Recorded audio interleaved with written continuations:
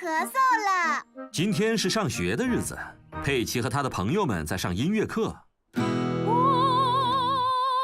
玻璃小姐有个娃娃。对不起，羚羊夫人。哦，糟糕，佩德罗咳嗽了。你们不要担心，我马上打个电话给棕熊医生。你好，我是棕熊医生。你好，医生，我是羚羊夫人。有个孩子生病了。你不要慌张，我现在就过来看看。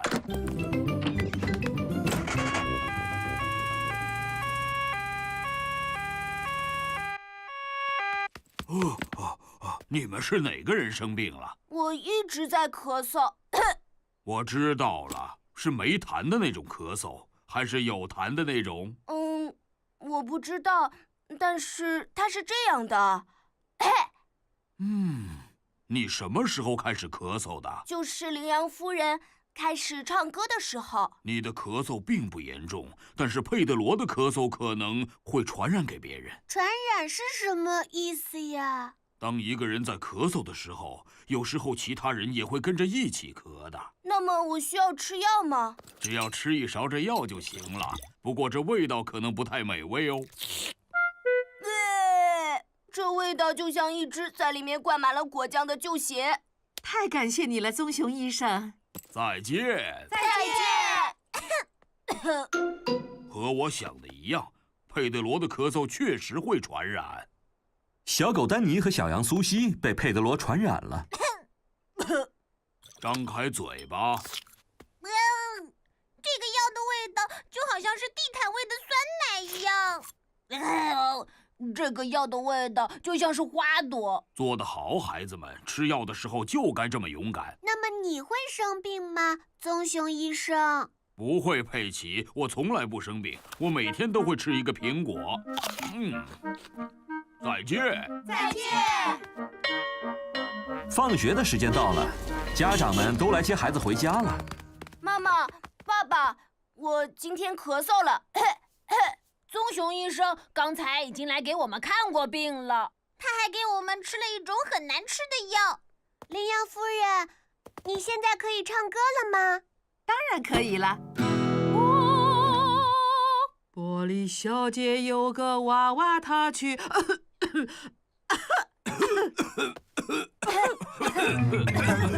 哦，糟糕，所有的大人都被佩德罗传染了。你好，我是棕熊医生。我是小猪佩奇，所有的大人都生病了。别太担心，佩奇，我马上就来。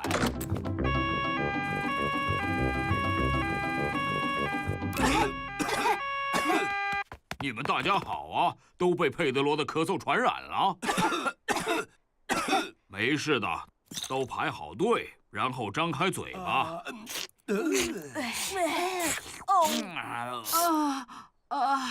这个味道就像是淡奶糊和旧袜子。谢谢你来为我们看病，棕熊医生。当你生病的时候，谁来照顾你呢？没有人来照顾我，我从不生病。哦，糟糕，就连棕熊医生也被佩德罗传染了。不要太担心。再见。再见。棕熊医生太可怜了，他生病了，但是却没有人去照顾他。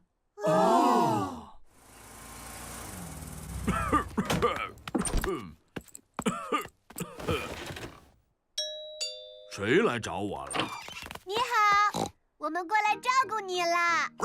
这里有些水果，还有一个靠枕呢。你还要把这药吃了。哦，味道就像是果酱酸奶味道的淡奶糊袜子。我们还要为你唱首歌，这样能让你感觉好一些。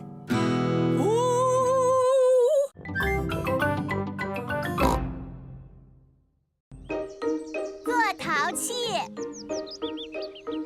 佩奇和乔治在斑马苏姨家里面玩，祖祖和莎莎在用彩泥捏一个丛林，乔治用彩泥捏了一只恐龙。佩奇和苏姨在一起玩过家家的游戏。你好啊，猴子先生，你想不想要来喝一杯茶呢？哦，猴子说好的。你知道暗号是什么吗，猴子先生？暗号就是请。哦，可是我们还没有茶具，怎么办？我们可以用那些彩泥来捏一套茶具啊。没错，乔治，可以把你们的彩泥借给我们用吗？不行。祖祖、莎莎，我们需要用彩泥给我们的茶话会制作一套茶具。不行，那你们可以帮我们做一套吗？那么我就来做一个茶壶，那么我们就来做茶杯。好了，现在猴子先生可以喝茶了。哦，这个茶壶实在是太软了，真正的茶具不应该是软软的。我的妈妈可以做一套真的茶具，因为她很会做陶器。妈妈，你能帮我们做一套茶具吗？拜托了。有几个茶杯，还有一个茶壶，然后我们能往里面装水的那种。好的，跟我来。这里就是斑马妈妈做陶器的地方。我们来做一套茶具吧。这是什么东西啊？粘土，所有的陶器都是用这个做的。可这也是软的，就跟彩泥一样。我们要用软的粘土来捏出形状，不过一会儿它们就会变硬了。斑马妈妈在陶艺转盘上面做出了一个茶杯。好了，一个茶杯。哇哦！这个看起来好像非常容易呀。你想来试一下吗？是的，我想试试。粘土摸上去黏糊糊的。全部都弄脏了，怎么办？在陶艺转盘上做一个茶杯，一点儿也不容易。有一个比较简单的方法做茶杯。首先，我们要把粘土搓成长条形状的，就像这样，像一条扭来扭去的虫子。我是扭来扭去的小虫子，我是扭来扭去的小虫子，我是粘土做的。我今天要做什么？一条扭来扭去的小虫子。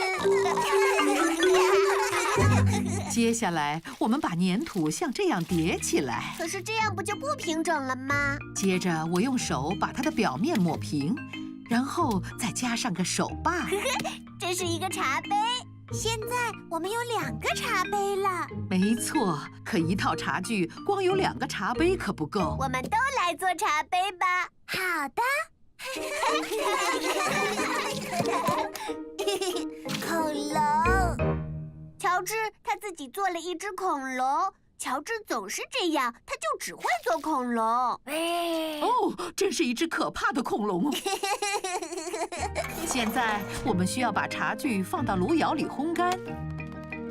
炉窑就好像是一个烤箱，它会烘干粘土，让粘土变硬。现在茶具应该干了。太棒了！接下来我们来上色。孩子们给茶具涂上了各种各样的颜色。现在茶具做好了。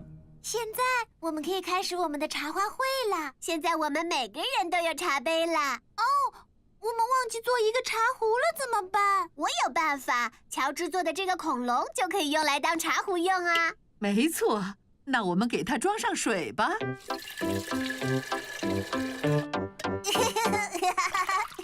这个是世界上最棒最好的茶具组合啦！所有人都知道，有恐龙的那套茶具才是最好的茶具。茶壶。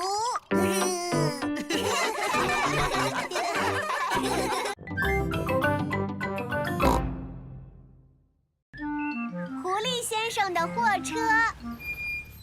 今天是个阳光明媚的日子，佩奇在和朋友们一起玩。瞧，是狐狸弗雷迪来了。你们大家好啊！你好啊，弗雷迪！快来，我们骑车去那个大山丘吧。好的。早上好啊，狐狸先生。现在是下午了，猪爸爸。都已经是下午了吗？我的手表一定是停了。我的店里有卖手表和时钟，让我看看我的货车里有什么。一个落地时钟，这个有点大了。还不错，不是吗？事实上，这是3个一起卖的。哦。比谁的自行车铃最响。我的自行车没有铃。哦，但我爸爸的货车里一定有自行车铃。3个时钟可比1个好多了。爸爸，可不可以给我一个自行车铃呢？那么你要多少个呢，儿子？我只要一个就够了。我有这种2个1盒的。狐狸弗雷迪现在有了2个自行车铃。太棒了，谢谢你了，爸爸。爸爸给了我2个车铃。哇哦！你爸爸的货车里还有什么东西呢？他的货车里面什么都有。哦，那我们现在来玩什么好呢？我们来比赛骑自行车怎么样啊？赢了的人就可以得到一个亮闪闪的大奖杯。可我们要去哪儿找奖杯呢？是啊，我们要去哪儿找奖杯呢？我来想想有什么办法吧。自己拥有一台水泥搅拌机的好处就是……爸爸，能给我们的自行车比赛找一个亮闪闪的大奖杯吗？这个比赛很重要，是不是？没错，它真的非常重要。这个可以吗？哇哦，谢谢你，爸爸，是个金奖杯。没错，这是金色塑料的。哦，冠军的奖杯来了。它是由金色的塑料做成的。哇！你爸爸的货车里面真的是什么东西都有啊！没错。我们比赛谁先骑到佩奇家。比赛现在开始。按下这个按钮，然后它就消失了。哦，啊！如果你们按下这个按钮，就可以播放唱片了。小朋友们一起到达了终点，所有的人都是冠军。可是我们只有1个奖杯，怎么办？我货车里的冠军奖杯够颁给所有人。太棒了！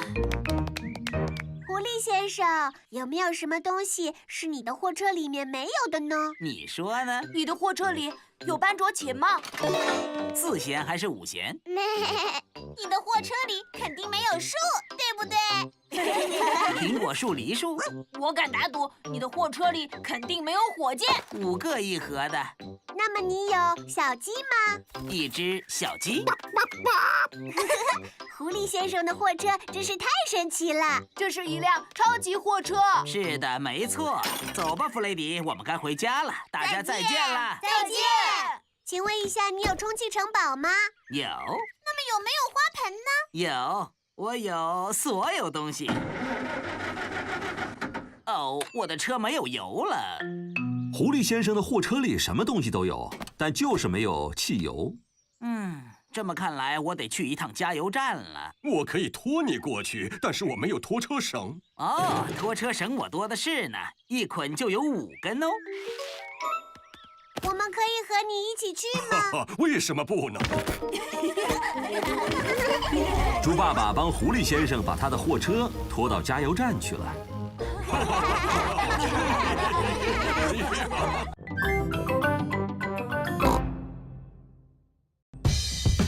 莎莎、哥哥，邦邦交响乐。今天佩奇和朋友们在幼儿园里。孩子们，今天我们要来认识一些乐器，它们会发出沙沙声、咯咯声，还有梆梆声。太棒了！首先，大家先从乐器室里挑一件乐器出来。我拿的是2个鼓，它们叫做邦加鼓。丹尼，你要用你的手这样敲响它们。我拿了一个扁扁的邦加鼓。这个叫做宝斯兰鼓，是爱尔兰的乐器，要用小鼓槌来敲击它，像这样。我拿了一个小手鼓，非常好，佩德罗，你也可以摇一下，像这样。我拿了一个大鼓。哦，这个叫做低音鼓。我不知道这个叫什么，但它是这样发声音的。坎笛这个乐器叫做呱呱，它是来自非常非常遥远的南美洲。哇哦！那我们这里怎么会有呢？这个是我假期的时候去买的。这个是什么？这个呢叫做沙锤，这是我在西班牙度完假之后带回来的。这是一个三角形，我爸爸是10个一盒这样卖出去的。谢谢你，弗雷迪，我已经了解了。你不需要去度假就可以买到它们。谢谢你。这是什么？你拿的我们叫它响板。我爸爸也卖这个的，5个一盒卖。谢谢你，弗雷迪。欧嘞，像这样就是响板演奏的方式了。给你吧，艾米丽。那我是不是还要跳舞呢？不用，响板会发出咔嗒咔嗒的声音。啊，我看到瑞贝卡手里拿的是钵。是的。现在你们知道各自乐器的声音了，你们就可以一起演奏了。准备好了，开始。停！你们演奏的不是音乐，听上去都是噪音，谁都可以梆梆梆的敲。如果想演奏音乐，你就要听听旁边的声音，然后再保持同一节奏。可是羚羊夫人，我没办法一边听一边演奏乐器。你会拍手吗？会啊。如果你会拍手，就能发出音乐声。所有女孩跟着我来做，男孩们一起来。羚羊夫人把拍手声变成了音乐，然后停。现在我们就来学习怎么把乐器声交汇在一起。喵。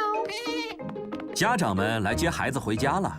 啊，你们来的正好。现在我来介绍一下莎莎哥哥帮帮管弦乐队。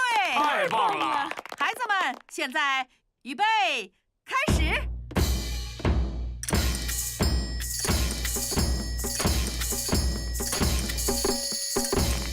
太棒了！我以前的学生们，你们要不要也一起来试试呢？去拿你们的乐器吧，孩子们。好的，羚羊夫人。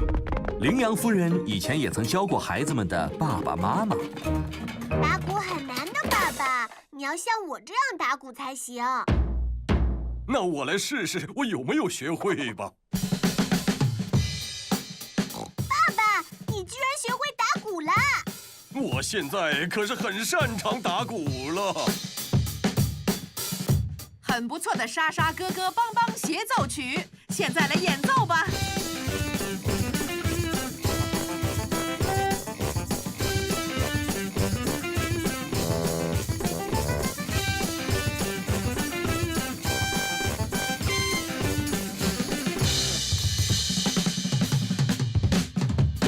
我的爸爸可以莎莎、哥哥还有帮帮。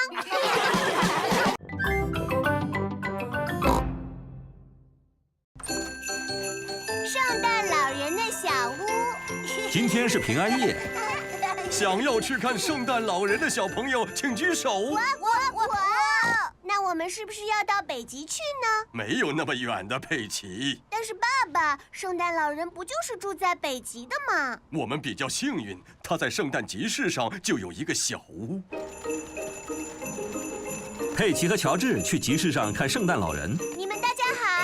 你好，请小朋友们坐上精灵列车，我们要去圣诞老人的小屋了。苏西，你想问圣诞老人要什么样的礼物呀？我还不知道呢。那么你想要什么礼物呢？我想要一个娃娃，能走路，能说话，然后晚上睡觉的时候还能闭上眼睛。那我也想要那个礼物。圣诞老人怎么会记得我们每一个人想要什么玩具呢？他可能会列一个清单。他的雪橇一定非常快，不然一晚上怎么会跑遍全世界呢？因为那是超级雪橇啊！圣诞老人的年纪已经非常大了，他可能已经有几百岁了。他比我的爸爸还要老呢。圣诞老人的小屋到了。哦吼吼！小朋友们，你们好啊！你好啊，圣诞老人。你们是不是都很乖啊？是的。那么你们的房间有没有保持整洁啊？是的。那你的呢？吼吼吼吼！那当然了。现在可以过来告诉我你们想要什么礼物了。我想要一个足球，谢谢。我想要一架木琴，校园片游戏，一套变魔术的装备，谢谢。一辆赛车。我要弹力靴。boing boing。我想要火车，谢谢。一列玩具火车。不是玩具火车，我要真的火车，那种我可以开的，可以有真的乘客的火车。那我只能尽力而为了。小朋友们都说过了吗？还有我们2个没有说。真不好意思啊，你叫什么名字？我是小猪佩奇，我们以前见过的。哦，是啊，很高兴能再次见到你，佩奇。那圣诞礼物你想要什么？我想要一个娃娃，能走路，能说话，然后晚上睡觉的时候还能够闭上眼睛。拜托了。我要的礼物也是这样的。非常的好。你知道我住在哪里的，是不是啊？哦，是的。你多大年纪了呀？我已经有好几百岁了。我就说吧。再见了，圣诞老人。你们不要忘了给我留一个肉馅派，还有和一杯饮料，我知道的。还要留一根胡萝卜给你的驯鹿。佩奇和他的家人离开圣诞集市，开车回家去了。爸爸，我们为什么要带着这些箱子呢？我们要去猪爷爷和猪奶奶家里过圣诞节。但是那样，圣诞老人就不知道我在哪儿了。不要担心，佩奇，圣诞老人他什么都知道的。奶奶你好，马上就要到圣诞节了。没错，我有个非常重要的任务要交给你们。快来搅拌圣诞布丁，然后许一个愿吧。佩奇和乔治许下了他们的愿望。我想要赛车。哦，别告诉我是什么。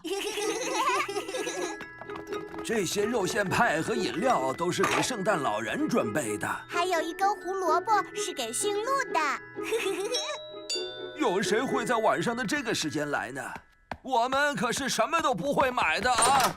快乐愉悦的问候，节日的指引，是圣诞颂歌队。轻轻地下，圣诞节已到了。大家圣诞快乐！佩奇和乔治的睡觉时间到了。我小时候就是睡在这间卧室的。圣诞老人知道猪爷爷和猪奶奶住在哪里，是不是呀？哦，是的，他已经来过这里很多次了。晚安了，佩奇。晚安了，乔治。佩奇和乔治已经睡着了。等他们醒来，就到圣诞节了。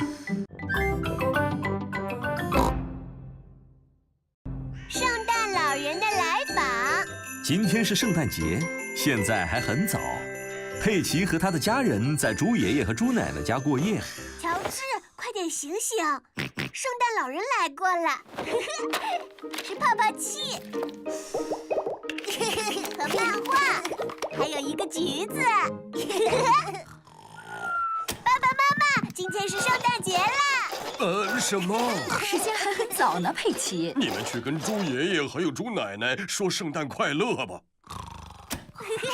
爷爷奶奶，不要慌张，都到甲板上来。今天是圣诞节啦！现在才刚刚凌晨3点而已。但圣诞老人来过了，我们能看看他还在不在吗？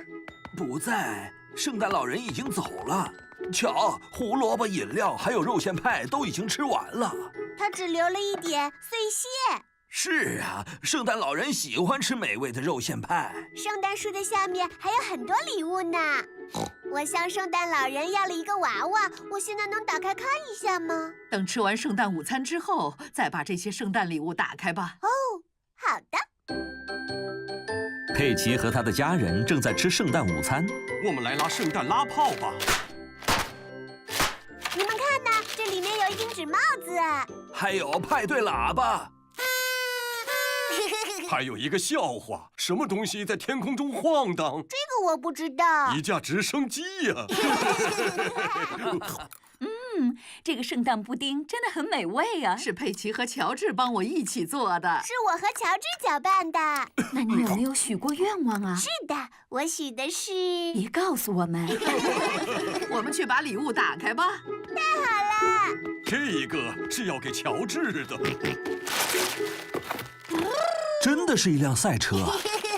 这个看上去好像很复杂呀。让我来看看吧，这块放在这里，然后这块放这里，接着车子放在这里。我们来比赛吧！各就位，预备，开始！猪爷爷和猪爸爸玩赛车，玩得很开心。那不是乔治的赛车吗？我看乔治玩那个盒子玩得更开心。这个是给你的礼物，猪爸爸。啊，是袜子。我的也是袜子。袜子，袜子。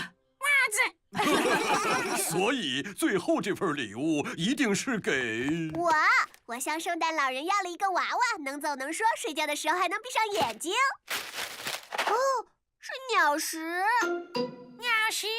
看来这份礼物是给鹦鹉波利的。但这是最后一份礼物了，圣诞老人肯定是把我给忘了。你好，请问我可不可以和佩奇说话呢？佩奇，小羊苏西找你。你好啊，苏西。你拿到你的娃娃了吗？没有。我的拿到了。它可以哭，可以笑，可以睡觉时闭眼，它什么都能做。圣诞老人把我的礼物给你了？不是的，标签上写着给小羊苏西。圣诞老人肯定是把我给忘了。圣诞老人正在回家的路上。今年的最后一批圣诞礼物也送出去了。哦，我的麻袋里好像还有什么东西呢。圣诞老人怎么会忘了你了？我没有做一个好孩子，是不是呀？吼吼吼！圣诞老人，你好啊！他是从我家烟囱进来的。当然是这样的，奶奶。这是给你的礼物，佩奇。对不起，有点晚了。我的娃娃，谢谢你，圣诞老人。你要来点圣诞布丁吗？这是我和乔治搅拌的，我们还对着它许愿了。很好吃。我当时许的愿望就是在圣诞节那天能见到圣诞老人。你真的出现了！吼吼吼！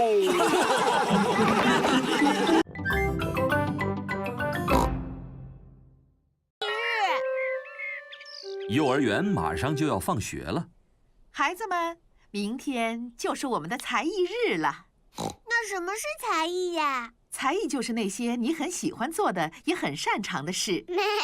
这就像是我喜欢看电视，而且我看得很好。想想有什么事，我们可能想看到你来做的事。我的才艺就是弹吉他。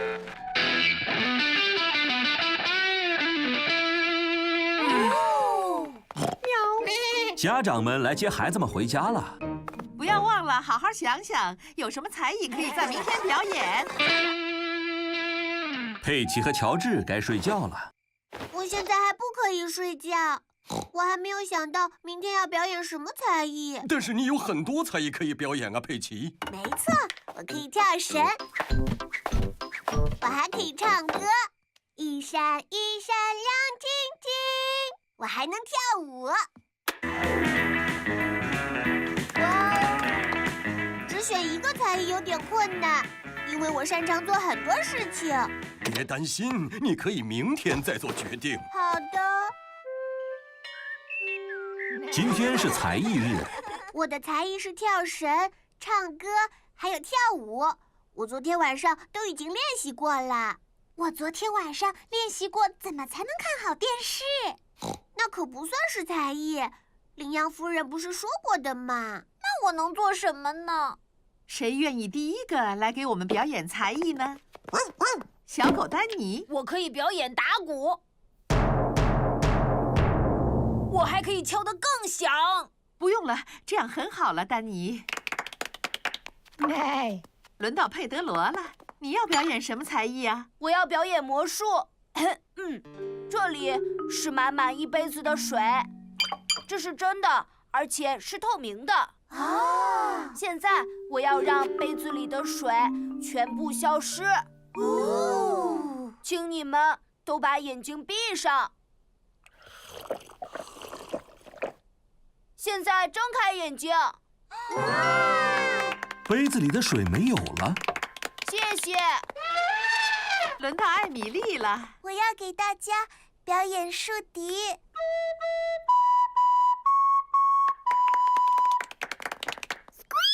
你的才艺是什么，瑞贝卡？我可以用鼻子发出特别的声音，只有我踮起脚尖才能发出刚才的声音。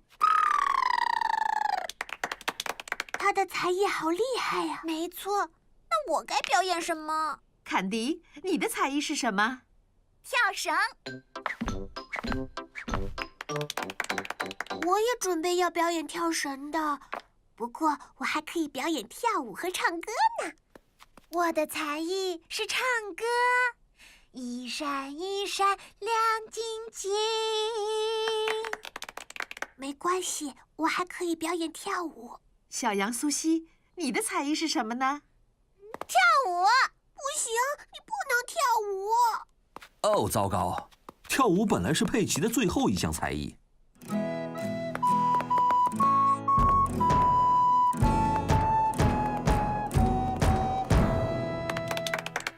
刚才你们大家表现得很好，而且你们选择了各种不同的才艺来表演。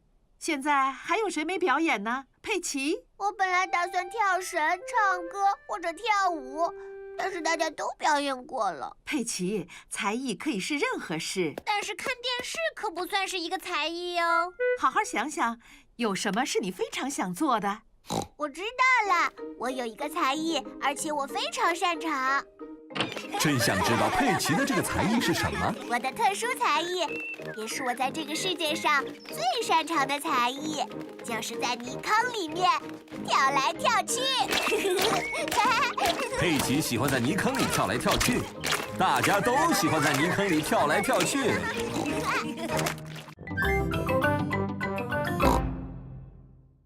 主佩奇。佩奇和乔治已经睡着了。完了，我的孩子们。猪爷爷和猪奶奶来家里吃晚餐了。你们好啊！你们好。佩奇和乔治在哪里呀？他们都睡了。但是我真的太想见见他们了，我能偷偷看一眼吗？好的，猪奶奶，但一定要轻一点。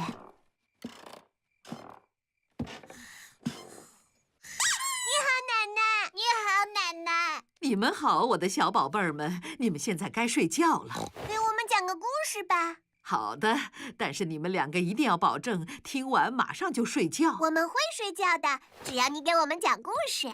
好的，很久很久以前，有一只小马，它叫做佩德罗，然后它找到了一颗魔豆。哦，没错。接着，佩德罗种下魔豆，魔豆发芽长大，变成了巨大的豆茎，豆茎高耸入云。说的没错。佩德罗爬到豆茎的最上面，然后发现了一个非常可怕的大怪物。但是我不想听这个了，我想要听公主的故事。哦，好的。然后佩德罗找到了一位漂亮的公主佩奇和乔治爵士，一个勇敢的骑士，还有一个厨师，他能做出最好吃的巧克力蛋糕，对吧？猪爸爸、猪爷爷和猪妈妈在等猪奶奶吃晚餐。我要上去看看猪奶奶怎么还不下来。之后的故事是什么样的？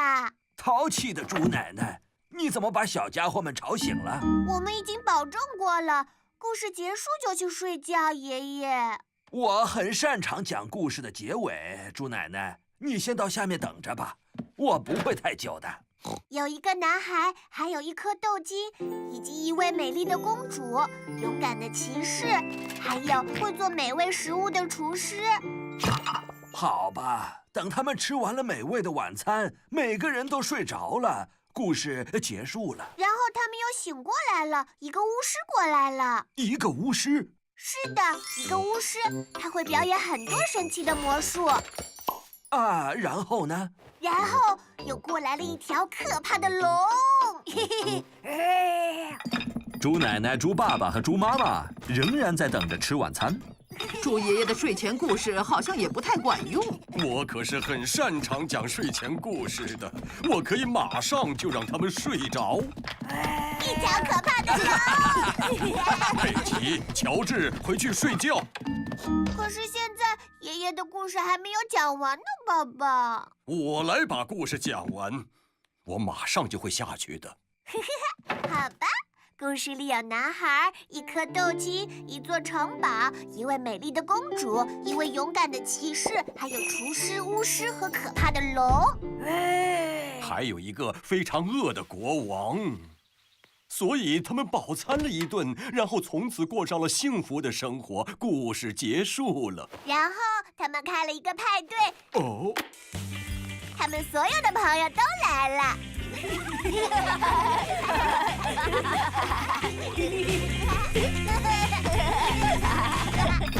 好吧，看来得我出场了。猪爸爸，他们马上就要睡觉了。那谢谢你，剩下的我来吧。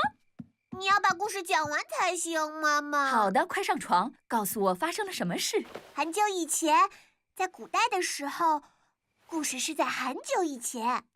猪妈妈已经在上面待了很久了。我好像听见打呼声了。真是太好了，佩奇和乔治终于睡着了。故事的最后，他们过上了幸福的生活。故事结束了。佩奇，乔治。嘘，妈妈已经睡着了。现在看来，我们的公主佩奇才是最会讲睡前故事的。说的没错，就是我。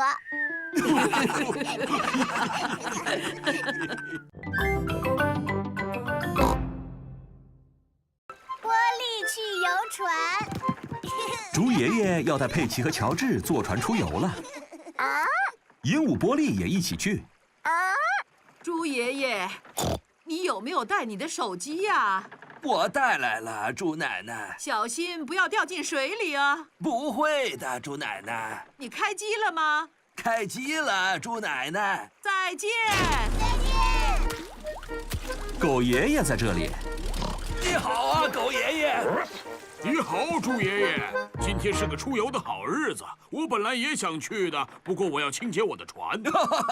我想不明白，你为什么还要清洁你这艘生锈的船？真没想到它居然还能飘起来。这艘生锈的船会一直飘着，即使到时候你的旧船已经沉没在河底100年了。猪爷爷和狗爷爷是最好的朋友。全速前进了！再见了！我是这艘船上的船长。当船长让你们做什么的时候，你们就要去做。遵命，船长。遵命，船长。鹦鹉波利会重复别人说的所有话。乔治，把旗子升起来。乔治，把旗子升起来。佩奇，敲响铃铛。佩奇，敲响铃铛。爷爷，我可以来做船长吗？拜托。好的，要做船长的话，你必须戴上这顶帽子。现在佩奇是船长了，大家都得听从他的指令。敲响铃铛，转动舵轮。遵命，佩奇船长。在船上跳来跳去。佩奇船长很喜欢指挥别人。或许还是应该让我来做船长吧。我们可不想让船撞上什么东西。掌舵这件事情可没那么容易，但幸好我很擅长掌舵。哦，糟糕！猪爷爷的船撞上了一个小岛。爷爷，我们动不了了。我来打给猪奶奶吧，她可以帮助我们。哦，猪爷爷的手机掉进了水里。你好，我是猪奶奶。你好。你好，你好。怎么办？我们得想办法给猪奶奶传个话。给猪奶奶传个话。玻璃可以飞去奶奶那里。真是个好主意，佩奇。我可以来教玻璃说些什么话呢？猪爷爷说。猪爷爷说。救命！救命！救命！救命！你们看到了吧？小菜一碟。猪爷爷说：“小菜一碟。”你这只糊涂的鹦鹉！你这只糊涂的鹦鹉！你好啊，玻璃，你来这里干什么？猪爷爷说：“猪爷爷他都说了些什么？”你这只糊涂的鹦鹉！哦，哦，救命！救命！哦，我的天哪！猪爷爷肯定是需要帮助。狗爷爷，你好，猪奶奶。猪爷爷需要一些帮助，拜托了，你能去救他吗？夫人，这将会是我的荣幸。太好了！你们好，是你们需要我的帮助吗？可能吧。需要用我的生锈的船把你救出来吗？是的，拜托你了，狗爷爷。接住这个，船长。遵命，船长。狗爷爷是猪爷爷最好的朋友。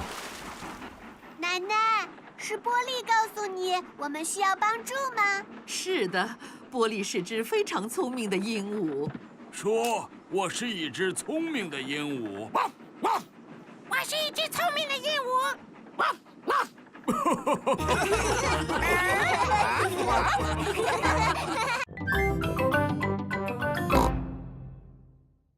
土豆先生来小镇了。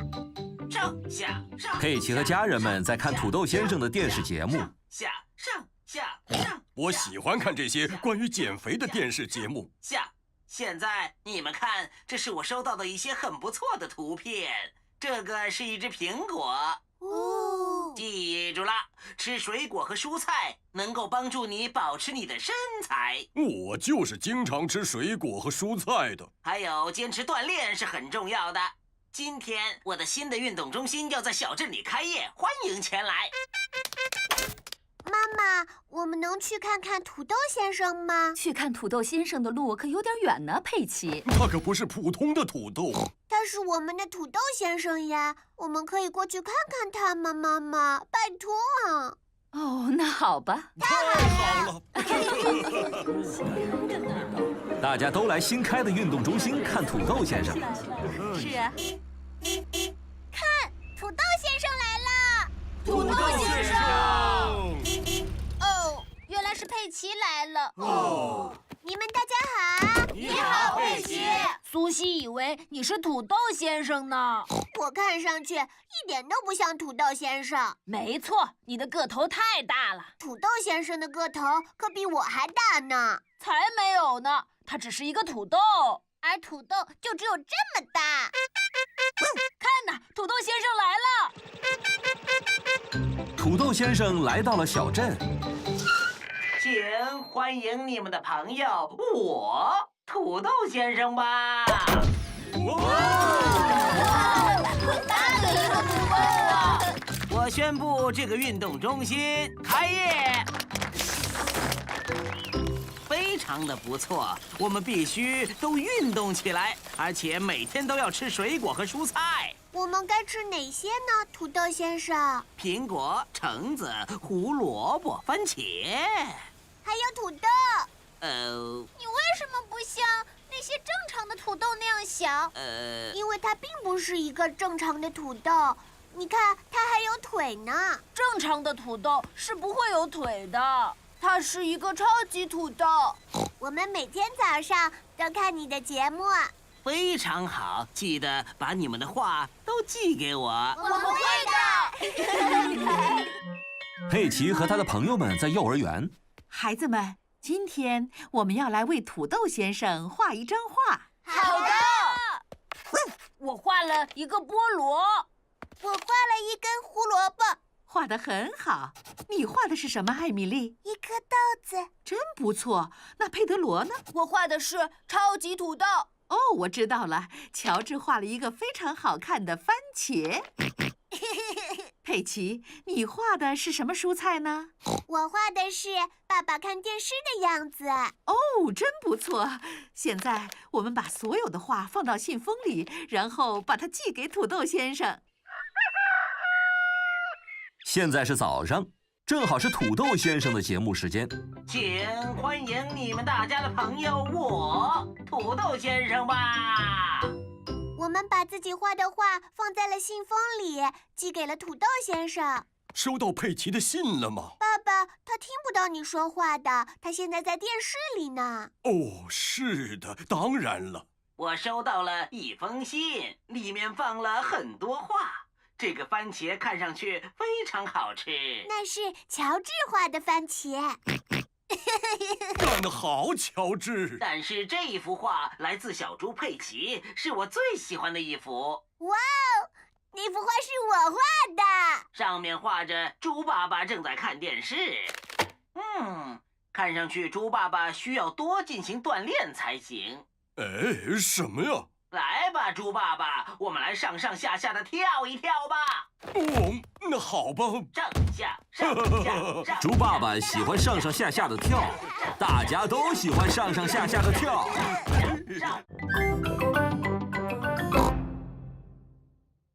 消防车。猪妈妈打扮成了消防员。妈妈，你为什么要打扮成这样呢？因为我要去参加妈妈消防联盟的练习呀。呵呵呵，这是你们聚在一起喝茶聊天的好借口。怎么？那你今天干什么呢，猪爸爸？我和爸爸足球队有一个非常重要的会要开。不就是你们一群成年男人聚在一起踢足球吗？我们还要一起吃烧烤呢。公牛先生、兔先生、马先生，还有斑马先生都来了。哦，猪爸爸准备好一起玩了吗？走吧。妈妈，我们能去看看消防联盟吗？当然。哦，太好了。这里是兔小姐的消防站。你们好啊，佩奇和乔治，进来看看消防车吧。哇哦，消防车！那儿有把梯子，用来爬高；这根水管是用来喷水的；这大铃铛起到警示作用。叮当叮当。现在我们到上面去吧，看看有没有火情。你们大家好。你好啊，佩奇。你好啊，乔治。哦，有谁想要来喝杯茶，再聊会儿天呢？听上去很不错。哦，一个电话。佩奇，那个是消防电话，只能在有火情的时候才能用。哦，着火了！着火了！你好，消防站，哪里着火了？哪里着火了？我能和猪妈妈说话吗？谢谢。哦，是猪爸爸。猪爸爸，你不应该打这个电话的，这是紧急情况时才使用的。可我就是有紧急情况啊！我到处都找不到番茄酱，怎么办呢？猪爸爸，我现在要把烧烤炉点着吗？好的，麻烦你了，兔先生。烧烤的时候你们要小心点儿。相信我们，猪妈妈，我们这些爸爸都知道怎么烧烤的。再见。我觉得可能需要再加点炭，需要再来一点风。我觉得还应该再加点引火物。好了，我们只能等等看有没有火情。那么我们要等多长时间呢？我们可能要等很久哦。我就已经等了很久了。那你一共灭了多少次火呢，兔小姐？没有，从来没有着过火。但我们要随时准备着。消防电话又响了。哦，你可以来接，佩奇，说不定又是你爸爸。好的。你好，这里是消防站。你好，佩奇。啊，爸爸，真的是你呀！你实在是太淘气了。这可是消防专用电话，你知道吗？你能让兔小姐接电话吗？你是个好孩子。爸爸说让你来接电话。你好啊，猪爸爸。这个电话是消防专用的，只能是……着火了！着火了！哦，糟糕！猪爸爸的烧烤炉着火了！着火了！着火了！妈妈们要出动灭火了！哇哦！抓紧了！救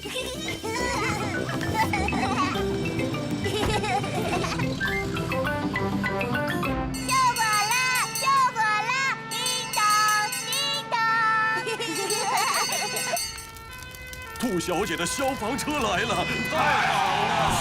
快往后退，爸爸们！狗妈妈，打开消防车的水。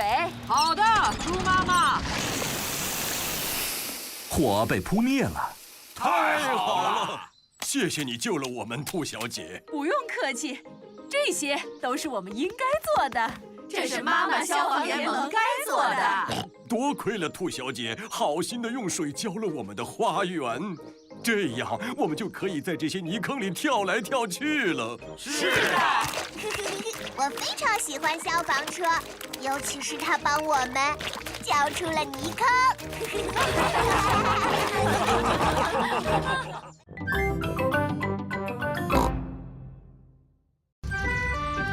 丹尼的海盗派对。今天是小狗丹尼的生日，他要举办一个生日派对。哟吼吼！大家都打扮成了海盗的样子。哟吼吼！佩德罗打扮成了牛仔的样子。哟吼！你们好啊，我的小宝贝们！就连狗爷爷也打扮成了海盗的样子。你好啊，狗爷爷。叫我大胡子狗。你好啊，大胡子狗。你们这些小小的海盗们，有没有人想要去汹涌的海上探个险的？你为什么说些奇怪的话？他说的是海盗用语。想玩我的海盗游戏的孩子们，请说嗷！这会是个危险的游戏吗？不会的，佩德罗。狗爷爷已经向我保证过了，这会是个非常安全的游戏。肯定会很激动人心哦。有谁想来玩？这是我们的作战计划。很久之前，我有一桶金子，那是我的正当所得，但是我的金子被霍格船长无耻地偷走了。什么？海盗说的话让人有点难以理解。霍格船长抢走了我的宝藏。而且霍格船长他是一个令人闻风丧胆的海盗，你们有些人可能已经认识他了，他就是我们的猪爷爷。是猪爷爷啊！我们首先要找到霍格船长的藏身之处，把我的宝藏抢回来，但是不能被他发现。太棒了！每个人都很兴奋地想要玩这个海盗游戏。你好，猪爷爷，我们要出发了。非常好。猪爷爷和鹦鹉波利守护着海盗宝藏。让我们看看谁可以第一个跑到船上去。这是什么意思啊？跑到船上去吧！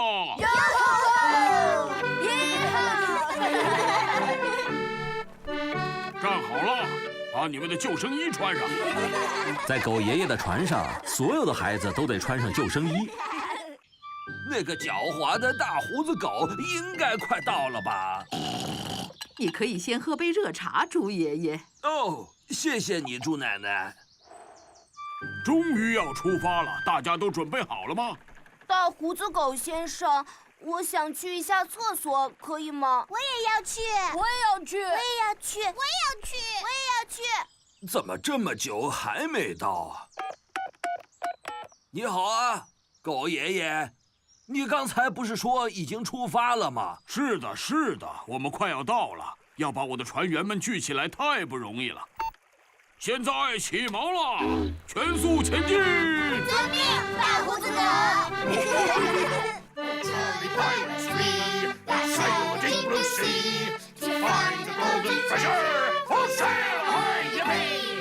准备靠岸。孩子们终于到达了猪爷爷的果园。我们的游戏就是找到我的宝藏，但是不能被捉到。小海盗们要加油哦！小声一点，妈妈。我希望我的附近没有海盗出没，因为他们会想偷走我丰富的宝藏。佩奇和他的朋友拿到了一份宝藏，而且没有被抓住。这个是硬币巧克力呀！大家都喜欢硬币巧克力。好吃，好吃，好吃！哈哈，抓住你了！狗爷爷被猪爷爷抓住了。你想拿走我的宝藏是不是？这是我的，这可是我光明正大赢来的。得了，你才没有呢！哦，就是我赢来的。谢谢你，霍格船长，还有大胡子狗为丹尼举办的海盗派对游戏。哦，这是我应该做的。是的，我也玩得非常开心。祝你生日快乐，丹尼！这个是最好玩的海盗生日派对了。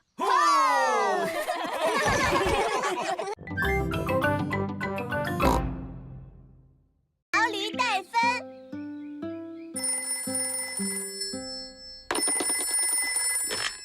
你好啊，我是猪爸爸。 Monsieur Pig, comment allez-vous? 哦，电话好像出问题了。 En fait, la Grande-Bretagne, il y a de la pluie? 你看，这个电话里说的都是什么？ Allô, comment allez-vous? Allô, monsieur? Est-ce que Delphine peut rester pour un jour? Oui. Elle vient juste de prendre le Au train. revoir. 是毛驴先生打来的，他刚才说的是法语。哦，我就知道这样。妈妈，毛驴先生刚才说了些什么？他问小毛驴戴芬能不能来看我们。哦，太好了！小毛驴戴芬是佩奇很特别的朋友，他是法国人。戴芬将要来这里和我们练习说中文。太好了！我们最好快点儿，戴芬的火车马上就要到了。终点站，请下车。那是戴芬坐的火车。戴芬 Bonjour 在法语里的意思是你好。 Bonjour，毛驴先生。哦，我的天哪，这个大箱子是戴芬的吗？是的，戴芬为了这一次的出行带了点小东西，带的都是这边没有的东西：奶酪、面包、番茄、水呀。我走了，戴芬，明天晚上的时候我再来接你。戴芬的行李要放在什么地方？放我房间，就是我们家里最高的地方。好吧。你不是只在我们家住1个晚上吗？哦，是的，所以我这次才带了这么小的一个行李箱过来。好，戴芬来这里是为了练习说中文的，所以你们都要帮助他才行。没问题，妈妈。但是我要先说一声抱歉，因为我的中文说的并不是很好。但是你说的也不差呀。你真是太好了，猪爸爸。但是我可以问你一个问题吗？是和中文有关的问题。当然可以了，这方面我可是很擅长的，随便问吧。中文里的并列短语和偏正短语分别是指什么呢？能给我举个例子吗？现在已经很晚了。我们来帮戴芬把床铺好。妈妈，戴芬能不能睡在我的床上？床的2端各放一个枕头吧。好主意，佩奇。佩奇和戴芬分别睡在了佩奇床上的2端。好了，孩子们，快睡觉吧。你们明天会非常忙的，戴芬要去你们的幼儿园参观。哇哦 Dormez bien。Dormez bien， 在法语里的意思是睡个好觉。可是我一点都不困呀。那么我们来唱首歌吧，这样的话就会困了。好的。Frère Jacques, frère Jacques, dormez-vous, dormez-vous, sonnez les matines。大家伴随着戴芬好听的法语歌进入了梦乡。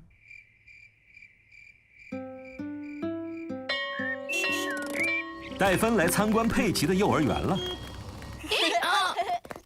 羚羊夫人，这位是我的法国朋友，小毛驴戴芬。Bonjour。Bonjour Delphine。戴芬昨天晚上为我们唱了一首好听的法语歌，那我们也为戴芬唱一首歌吧。唱那首乒乓歌吧。是啊，就唱这首乒乓歌吧。我对这首歌非常的好奇。好的。We're playing our tune and we're singing our song with a bing and a bong and a bing. Bong bing boo, bing bong bing, bing bong bingly bongly boo. Bong bing boo, bing bong bing, bing bong bingly bongly boo. 真好听，我真的非常喜欢你们的这首乒乓歌。Bing bong bingly bangly boo。